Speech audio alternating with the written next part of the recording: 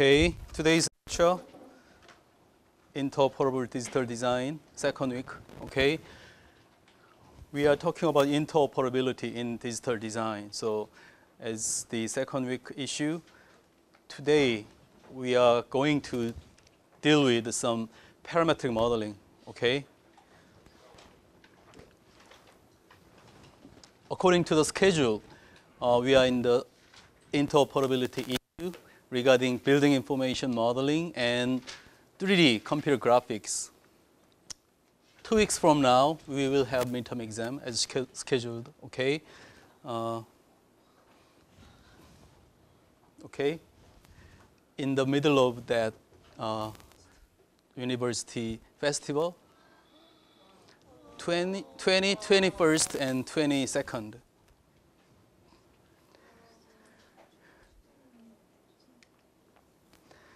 Anyway, plan the rest of the semester. Please take a look at, and I informed you at the beginning of the semester what we are going to deal with. Okay, so I think no problem.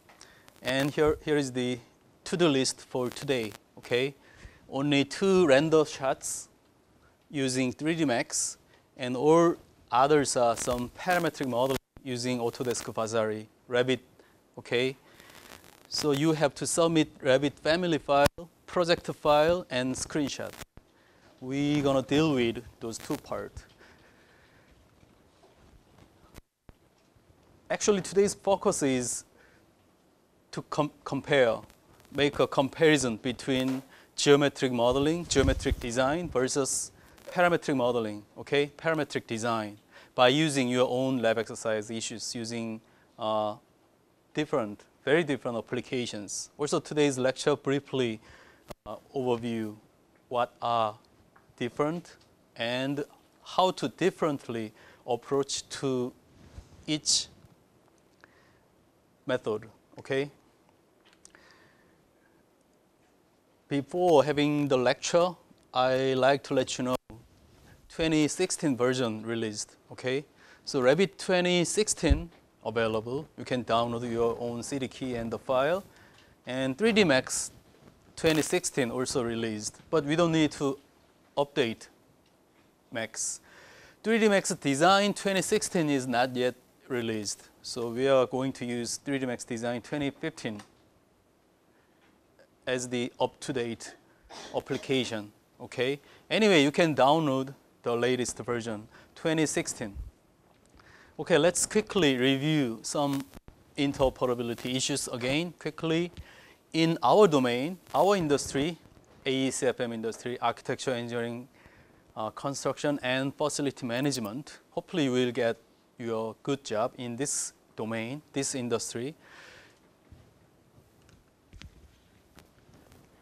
Just for design geometry, interoperable work, as well as building information modeling related interoperability issue is very critical. That's what I mentioned last week, okay? That is why we are using one centralized, actually no need to be one, okay? Could be multiple, but anyway, there is a kind of centralized stacked information set, so-called computational model. And then we can generate all your design presentation, views, plans, drawings, any other additional materials can be exported from centralized model, okay? Computational model. So more information about the building, so-called building information model appended on this computational model is building information model. That's what I'm talking about, okay? And this one should be shareable, but in terms of BIM, the term shareable or file share, file exchange is a little bit different. In conventional ways, shareable means you can copy your file. You can give some files, okay, data. But in this large, huge information set, filtering subset of the information and share only one part of things, not entire file, okay? Even if you give entire file, only few subset of information set is going to be available or required to others. That's what we watched last week, the video file, okay? Anyway, interoperability is critical simply because there are too many files, okay?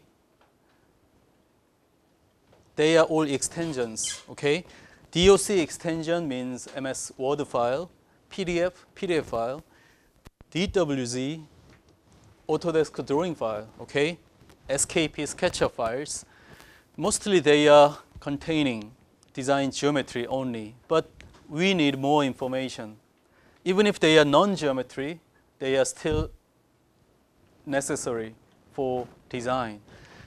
So there is only one single file format so far regarding entire building information set. That is so-called IFC file, okay? Industry Foundation Classes. That is the representative building information model, interoperable file format, okay? Neutral file, open and open code based file format, okay? So data exchange or file exchange using DWZ, DXF, Excel, IGS, SketchUp, you already experienced lots of file exchange with your friend, your teammates, whoever you want. But they are all some problematic, okay? Applications should be 100% supportive to your file and vice versa. Too many files, too many translators, too many exporters, importers. But what if we use one single file format which contains everything you need, okay? That's kind of ideal so far. But anyway, this is the way we are developing now based upon international collaboration. Anyway, building information model includes design geometry as well as rich information set. That's the point, okay? And also we tackled some issues regarding building lifecycle, okay? Even if your current scope is only for design visualization, representation, we have to expand your scope of work to some design or construction issues, including detailed CAD, simulation, design review, analysis, as well as some part of building information modeling, okay? That's my declaration, and this is ideal. Could deal with entire life cycle regarding building, design, and construction, even including operation, okay? That is why we are talking about continuously about our industry named AECFM, okay? Including facility management, architecture, engineering, construction. Let's briefly talk about some different design approaches, okay? Okay, now you have a task. Let's assume that your current design work is focusing on wall surface, okay? Building skin. Even if it's interior, exterior, whatever, that's fine. Anyway, we are going to design a wall system, curtain system, window system, something like that, okay? Simply say building facade, okay? The first method is conventional legacy way by geometric modeling and rendering tools. Today's lab exercise 1 and 2 is they are dealing with this part, okay? Rest of things are dealing with this part, parametric modeling. Let's take a review first of geometric modeling and visualization approach. What if you want to design something like this building facade? This is small part of glazing. This is kind of folded structure of the building exterior, and this pattern is looking like something randomized. But anyway, in terms of design aesthetics, it's looking nice, especially in night scene. In terms of building exterior, how about this interior scene? Thanks to this pattern, you can see this kind of exterior light, okay, sunlight and shadow, very looking decent, okay, and the space looking very spatial and very bright, I think. The designer's concept is simply inspired by tree foliage, okay. It looks like some foliage anyway. So I'm not sure how to manufacture this structure. Probably the material is kind of metal and something laser cut or some other type of cutting method applied for manufacturing this structure. But anyway, if you are a designer, how to visualize this concept? Or this type of words we already reviewed, okay? Complicate surface. This case, pattern is very complicated, but take a look at wall surface. Actually, this is not wall, so-called cotton wall, which usually glazing. But anyway, it's rectangle shape, flat, okay? But in this case, very freeform, non-uniform shape, very curvy, okay? Take a look at this actual construction.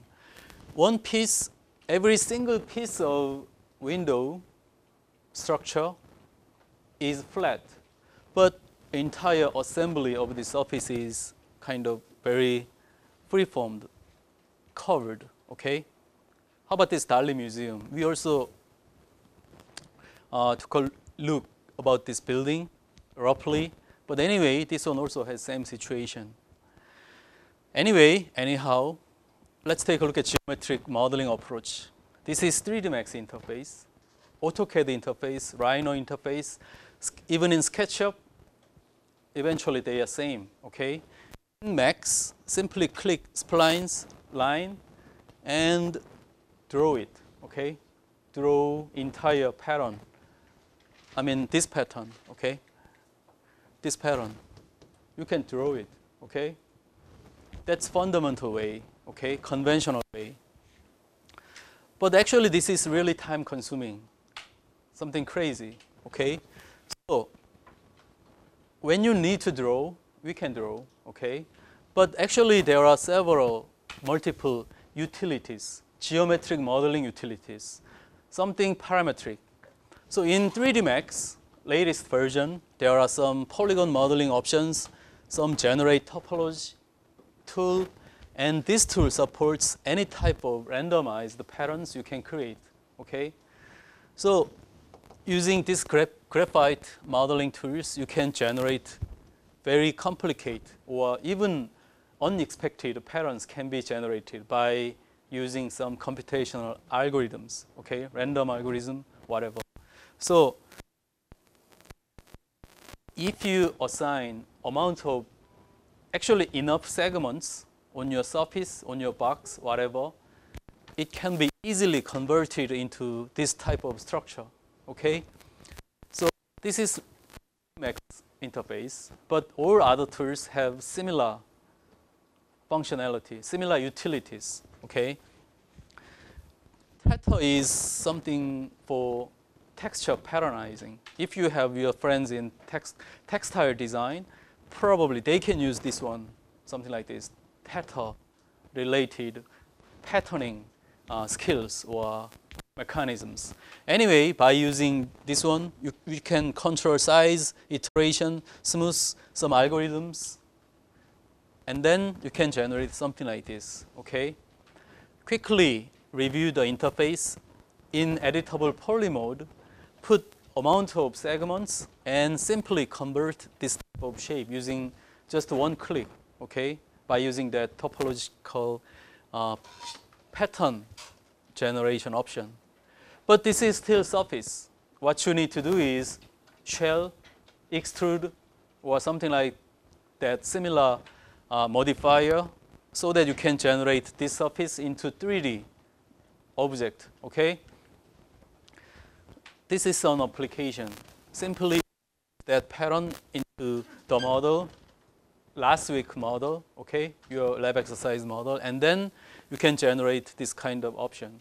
If you see this shadow, it's looking very smooth because shadow softness number is 4, okay?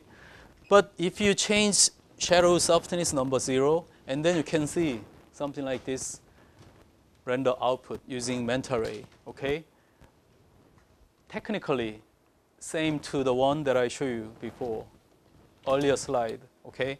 That Escalier design example of that exterior pattern. This one is very simple load, and something like this one is your lab exercise number 2 today, okay? This is geometric modeling, conventional approach. But actually, our major focus in this semester, digital design, we have to, at least we have to know there are several different advanced, intelligent ways of design, okay? Considering constructability and some other interoperable issues. What if you design something like this structure? How to make it? Actually, this is really easy case. If you have 2D section, 2D plan, you can easily transform this one to laser cutter or some other manufacturing device without any problem. Because pattern is looking complicated, but surface is just flat, okay? What if you have to model something like this surface pattern, okay? What if your window surface or wall surface, your interior, some point object surface is looking like this? How to manufacture the pattern, okay? That's the problem. No one can resolve that issue. Even if someone can manufacture it, it's going to be very different from your design, okay? In that case, designer is not you, that manufacturer is the designer. So no need to be a designer if your design couldn't be realized. But anyway, this one is 3D Max rendering output. Actually, this is Max model at this moment, but geometric shape originally modeled by different application. Even if it's a 3D Max mental array using Autodesk material and so on for visualization purpose. But let's take a look at this screenshot. This is something Revit-like interface. This is Autodesk Vasari, okay? Today's lab exercise 3, 4, and 5.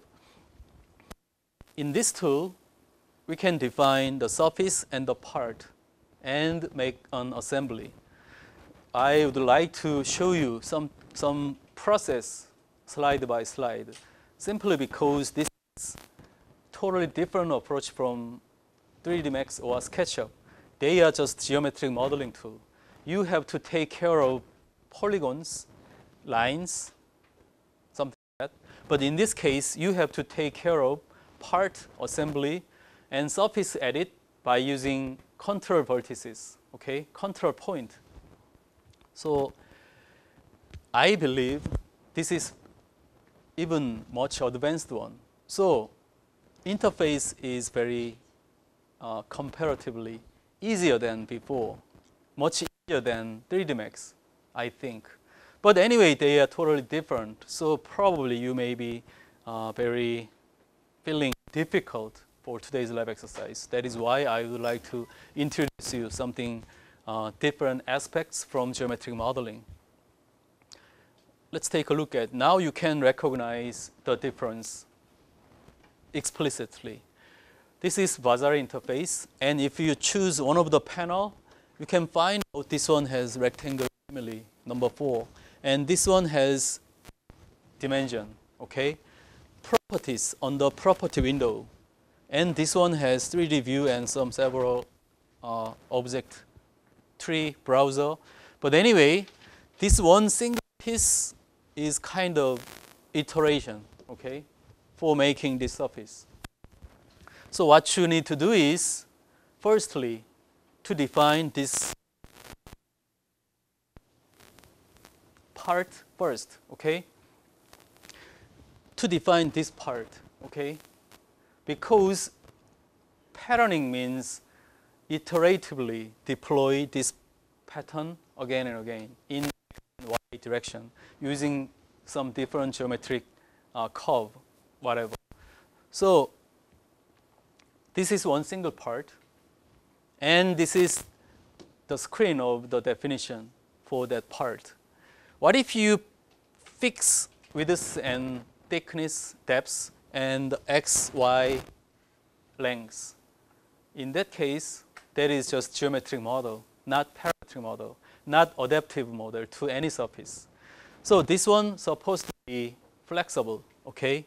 So it has different interface, which has W parameter and H parameter, okay? A part modeling using parameters H and W. And you can control W value and H value later for your project, so that you can apply different thickness, different frame thickness or depth, whatever, okay?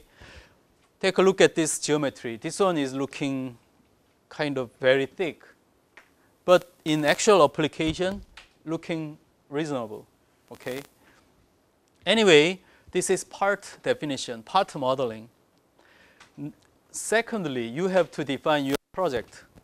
In this case, this is not a building. This is some type of surface, okay? Building surface. In building scale, okay? Could be roof scale, roof structure, or even floor structure. It could be. Anyway, you should define the surface and divide the surface. In this case, how many pieces? 12 by 12, okay? According to the definition. Control, you can put 20 by 20, total 400 pieces. But in this case, 12 by 12, simply because that's the default in binary and Revit. Anyway, this is controllable surface geometry, separate. Your part, not yet loaded, but your surface just designed. Nextly, you have to load your part, okay? Your part. This rectangle family in one of the patterns, okay? What you need to do is, I would like to assign this family 4 rectangle shape into this surface. And then this one is going to be auto-generated assembly like this one using this part, okay? Auto-generated geometry. Actually, if you assign that part into the surface, actually it takes 1 minute, at least 30 seconds, sometimes freeze, very slow. Why? Simply because computers generate flat angles according to this very complicated surface lines, okay? Auto-generation. But anyway, you don't need to take extra minutes, hours for calculating the angle for this one, okay?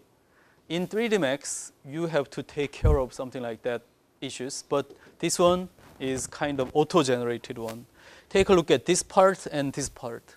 Totally different shape, but same thickness, same frame depth, but rectangle shape size totally different according to the surface. Okay, this is the surface. What if you want to change this geometry? Okay, what if you want to, this is control point. You may remember something like this shape when we are tackling some reference of Korea Navy Museum, okay? They have amount of points. They are control vertices, okay? CV. What if you want to move this CV to up? In that case, this is original shape, but if you control vertex move up, part and assembly is going to be auto regenerate its geometry, okay? Exactly 12 by 12 components.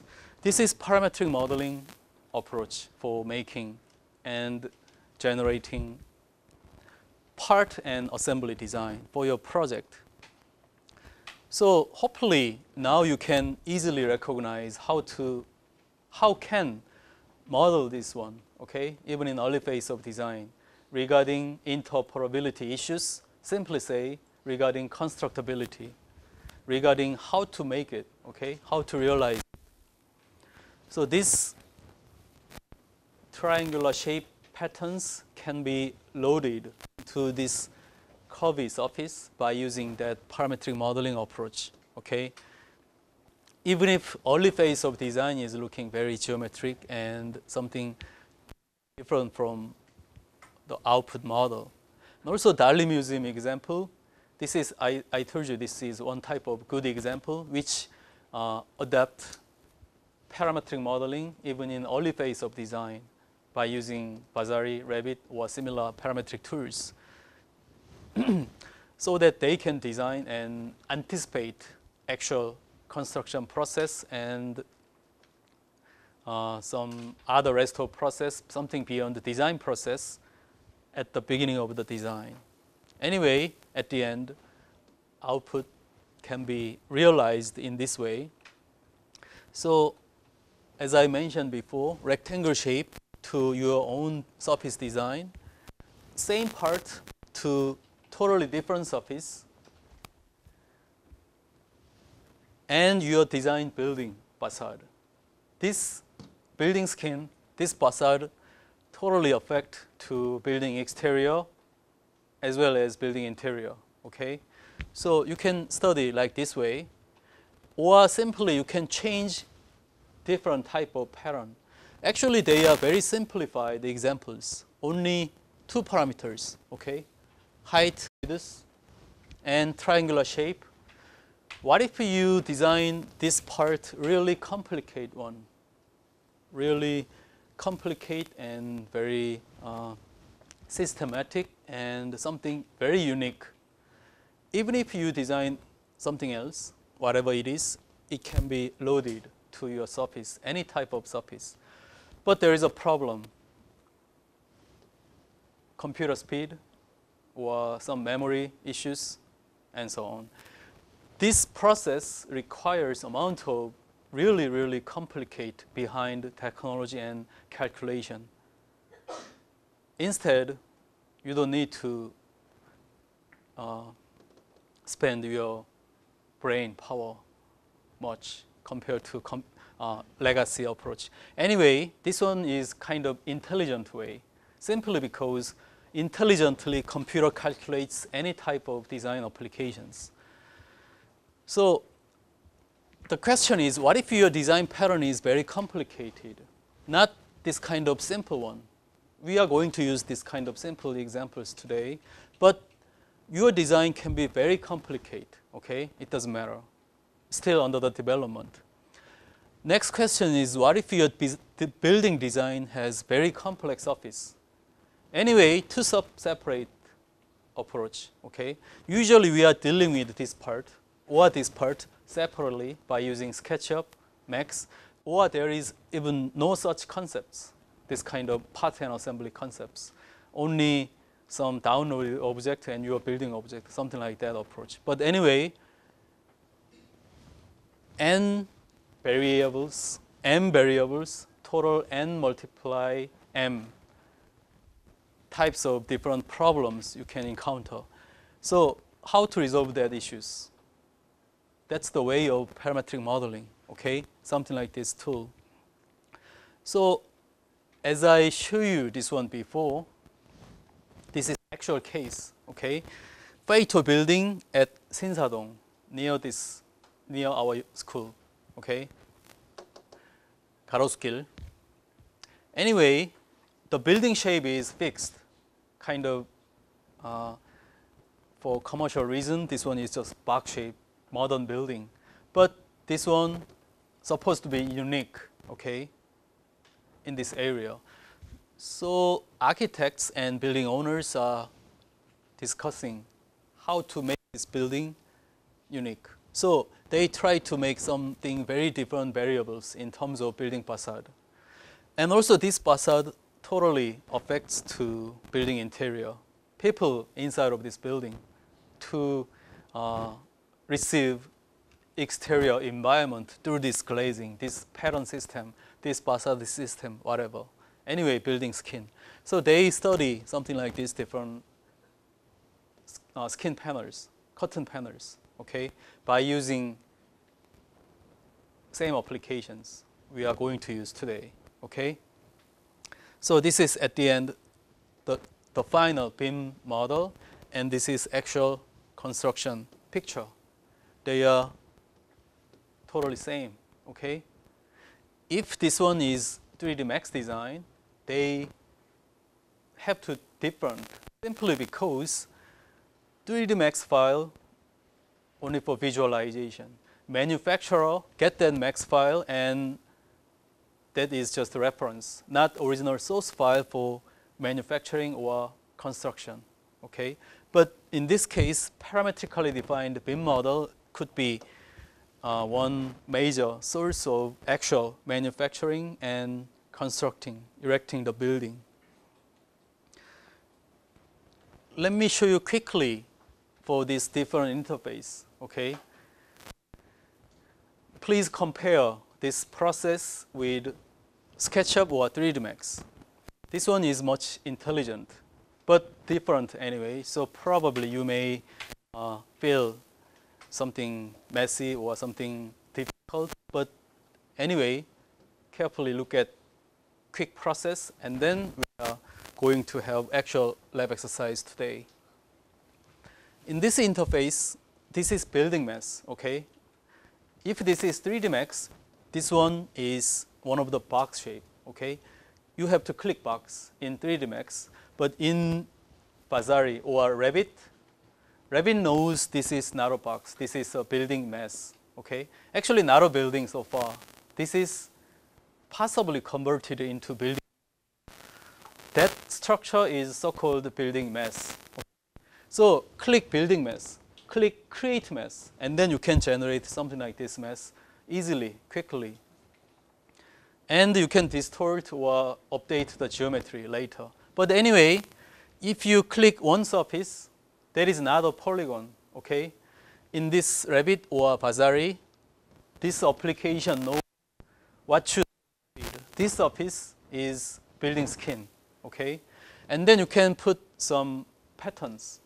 So this is original 12 by 12 pattern. And open new family, I mean define a family, mode change, okay? Family create option, and you have to draw some reference lines. This is parametric tool. There is a new concept of modeling, that is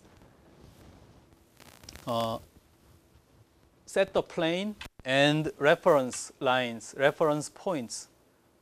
References are not actual geometry. They are some geometry for geometry, okay?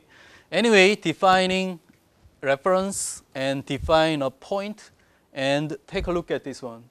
Draw rectangle shape as a section profile, and this rectangle is another reference. I showed you before how to geometrically model the solid object in this kind of application. Sweeping, okay? Rectangle shape and one section profile. What you need to do is simply choose this rectangle and the path and click create form.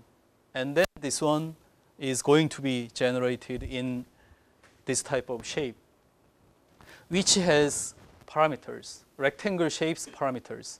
If you change rectangle shape in this way, 3D solid objects going to be changed exactly same to that section profile.